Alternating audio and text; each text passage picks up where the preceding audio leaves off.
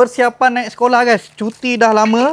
Kita nak bagi anak kita semangat kan, nak naik sekolah kan. So hari ni aku nak pasang satu meja belajar color pink guys. So bila korang beli ni, korang dapat dia punya instruction manual ni. So yang ni kita kena pasang sendiri lah.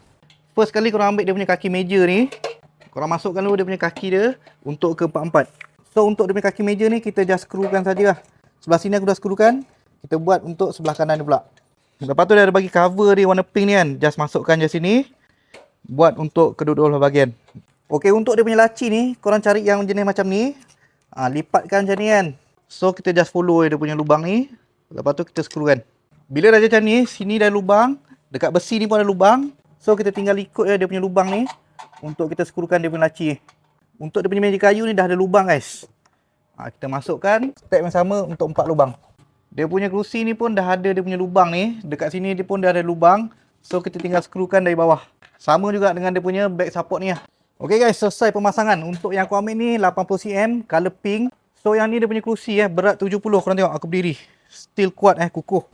Yang best sekali, dekat sini korang boleh sangkutkan dia punya buku Bila anak korang nak membaca ke apa kan, dia malah nak pegang.